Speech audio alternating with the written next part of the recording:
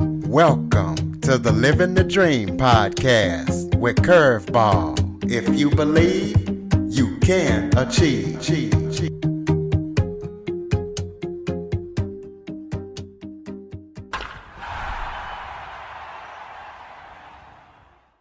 Welcome to the Living the Dream with Curveball podcast, a show where I interview guests that teach, motivate, and inspire. And today I am joined by a special guest, Daniel Hess. Daniel is a filmmaker as well as a self-published artist from Baltimore, Maryland. He's a self-published author, and since 2009, he has been working in the corporate event spaces of video production. So Daniel, thank you so much for joining me today. Thank you so much for having me. It's a complete pleasure. Well, why don't you start off by telling everybody a little bit about yourself? Yeah, so I'm a filmmaker and writer here based in Baltimore. And, I've born and raised here. Growing up, I was actually had a couple, talking with the sense of curveballs and everything else. Growing up, I've kind of had a few of those throughout my life, but film and writing were two of the biggest things that helped me through a lot of different experiences and have been the constants in my life as both a means of escape from the real world and being able to sort of dive into movies and cinema and getting transported to different places. And then as a means of catharsis and the ability to write about my experiences and share them with the world in either book form or screenplay form. And it's just been one of those things that's been there for me my whole life. So that's the briefest of brief overviews. So what got you into filmmaking and writing? Yeah, so growing up, I was always a big fan of sci-fi type films, especially not sci-fi, I guess, like the monster movies. I grew up watching Godzilla films and would just kind of sit there and daydream about different stories with Godzilla fighting some new monster, things like that. And so I had this appreciation for movies that were escapist, but also, had heart to them too. And it was always a lot of fun kind of watching those films from back then.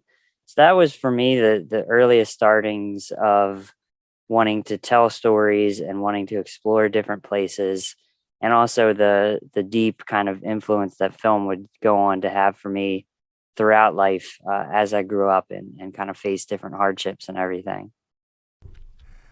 Well, you also, in your writings, you include your personal connections. So tell us about the personal connections that are connected to your writings. Yeah, so growing up, some of those trials that sort of came about, the first really kind of being the fact that I was born with a heart condition known as aortic valve stenosis, which essentially means that when my aortic valve pumps blood from the heart, some of it leaks back in when it shouldn't. And I was fortunate enough that it was mild to the fact that like we would just sort of monitor it every year, and I would get echocardiograms, EKGs, and see a cardiologist. And so that really altered the trajectory of where my life could go from the start. Growing up in a small town, a big part of that small town life is sports and things like that. And I was definitely a big sports fan as a kid. My favorite football team was and still is the Jaguars, mainly because their quarterback was left-handed at the time, Mark Brunell, and I was a lefty. So something about that smallest connection built that out for me. But as I grew up, I sort of realized that football was something that I wouldn't be able to do. Most high school sports was not going to be an option. Weightlifting and bench press and all those things, they didn't want me doing, just because, the accelerated heart rate and then the major slowdown would complicate things for me. So, that was sort of the first step of having a different path than I think what a lot of people kind of look for in small town life. And the second being my cousin, who is also my close friend, and I say older brother I never had. His name was Anthony, or Tony, as everybody called him. He had cystic fibrosis. And, when you're a kid growing up, you don't really think about diseases and things like that and disorders, or, being born with certain things. So, I mean, I never really viewed it through that lens. I just saw him as somebody that, sometimes would need occasional extra help with stuff. But when he was 14 and I was 10, he actually ended up going into a coma. I remember it was like right before the summer break for school, and he was in that coma for about 2 or 3 months. And we would see him pretty much almost every day we could go and, visit and everything. And unfortunately, about 10 days before my 11th birthday, he passed away from complications with CF. So that again changed everything. That was to me the end of what is true innocent childhood, and really put me in a place that was strange and I didn't understand for a long time. Because I think it's like, you know, for any kid, it's seeing someone that young and that close to your own age dying is just, it was just a lot. It was a huge shock to the family, and it was a huge shock for me, because I never thought in a million years that he would kind of be lost to that. So that's where, for me, writing transitioned from something that was fantasy based to more into something that was a way to share my own feelings that I wouldn't have otherwise felt comfortable with just saying aloud. So that was the big transition into seeing what creativity could do for someone, that's dealing with a lot, and seeing the true power of like what creativity can breed in someone. So that was sort of the big transition piece in my life, and what I kind of have carried with me, and still carry with me, even by naming my own company after him all these years later, and sort of trying to keep that memory alive. So that was my big influence on creativity as this kind of very deeply interconnected thing with your own personal struggles, and trying to get those out to be healthier and to live a better life. Well, let's talk about what authors influence you. Who influences you? That's a author that you look up to. So I've always been a big fan of Hemingway and the style in which he writes, simply because he uses what's known as the iceberg method, which is sort of painting a picture just at the surface level without going into all these insanely intricate details. So you, as a reader, can sort of get this mental image, but it allows you to have this freedom to build out the rest of the world that's there. So it to me, it's almost the style of writing that is inviting someone to use their imagination, because it's not spelling out everything for you. It's just sort of giving you enough that you can say, okay, I get what you're saying. I get who these characters are, but you add your own spices to them and everything. So for me, that's influenced my style of writing very heavily, where I kind of want to create enough, that it has cohesive elements, but it also allows someone to come into it and say, okay, I've been through this or that, and I can relate in this or that manner. And it really helps, I think, personalize the experience for everyone, which to me is always the end goal, because through sharing things that I've been through, I think it creates a dialogue for others to say, oh, wow, I'm not alone in thinking, this way, or I'm not alone in this experience that I've had. Because for me, that's been one of the biggest struggles I've had throughout my life, is feeling alone with a lot of things, feeling alone in being 10 years old and no one else around me had experienced a death like that. And, not knowing anyone else that had a heart condition, and, all these things that make you feel isolated. I kind of want to put it out there because I never want people to feel that way. I want people to know that there are others that are going through things just like them. And I think that's, a very powerful message to try to get across. Who is your favorite filmmaker in the film industry? So, filmmaking wise, there's a lot of different influences that I take in. I really love the French New Wave movement and Jean-Luc Godard as a filmmaker, but I have a lot of respect for, like Steven Spielberg. I think he is a great storyteller and knows how to create worlds that very much immerse you. And it's an easy pick for a reason. I really enjoy Denis Villeneuve, who, has made the most recent like Blade Runner films and things like that, where it's just great, again, great storytelling, great world building. Yorgos Lanthimos, I'm probably butchering that pronunciation, but he's had films like The Lobster and The Favorite, and just really understands like really hilarious, biting satire in a sense that I think a lot of filmmakers miss.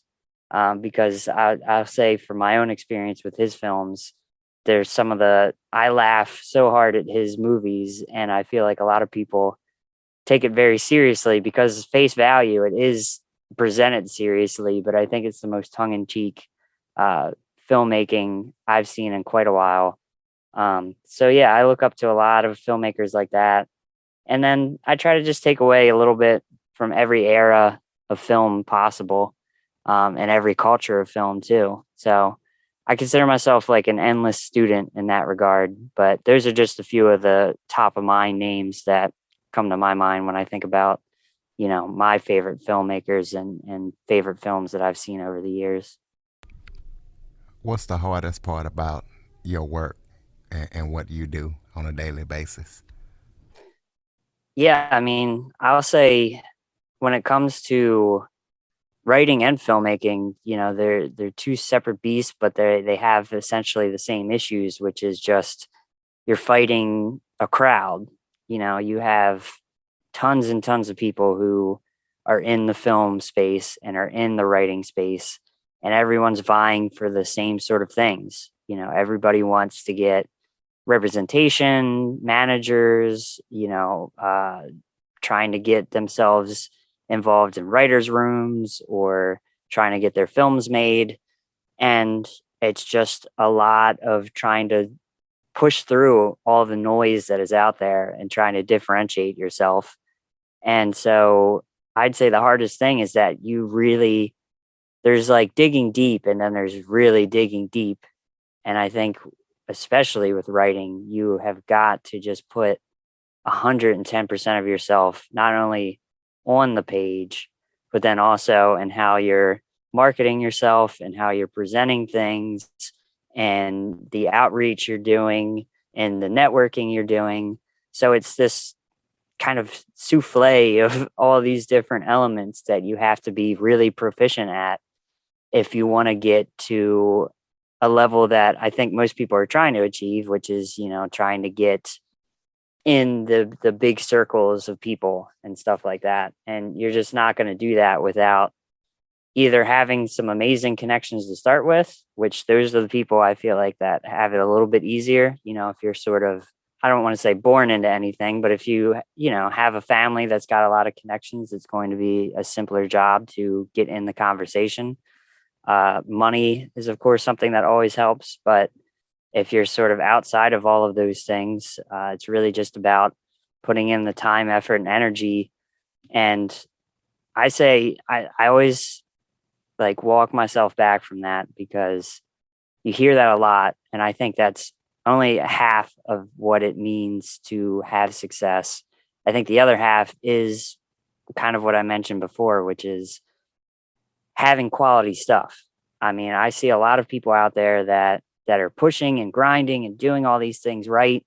And then you peel back the layers and look at what they're doing. And sometimes people just the knack isn't there, or the writing isn't there. There's just some element that isn't there, and if you're not identifying that and growing and taking feedback and all of those things, then you're not going to, no matter how hard you push, you're not going to get to that next tier that you're trying to get to, simply because you're being, stubborn and not listening to what's around you. And so that's why I always say it's like the motivation has to be there, and the willingness to grow and learn and take away everything that is said to you, no matter how silly feedback you think it might be, because that's the only way that you're going to evolve into the next stage of whatever you're trying to accomplish in life. Well, tell us about your books and your films and what listeners can expect when they read them or watch them, and just kind of let us know where to get them at and check them out. Yeah. So my first self published book is a poetry collection entitled Just a Boy Blaming Himself. That is fully self published, and it is available on Amazon and a handful of indie bookstores throughout the country.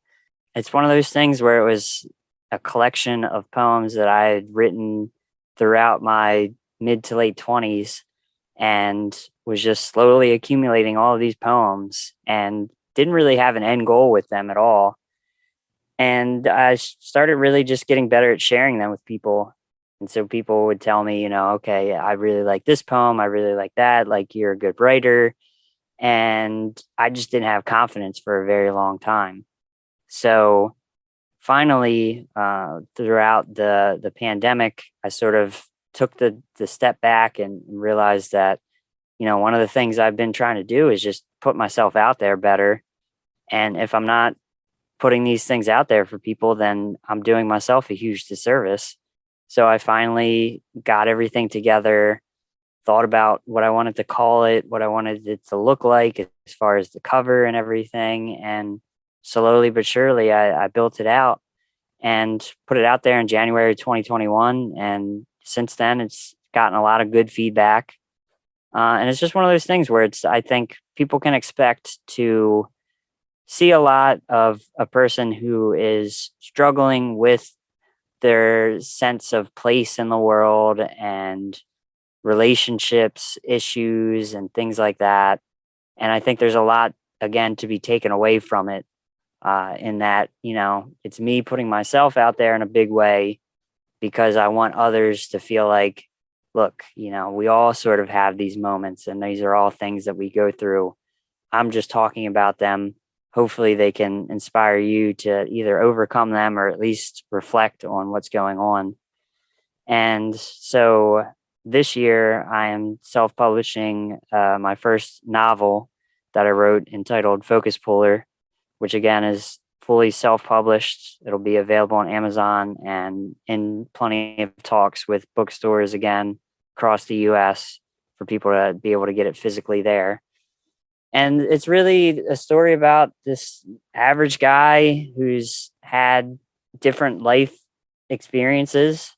And it sort of are these short vignettes of moments in his life from childhood all the way up to, middle age, and sort of reflecting back on what these things have meant.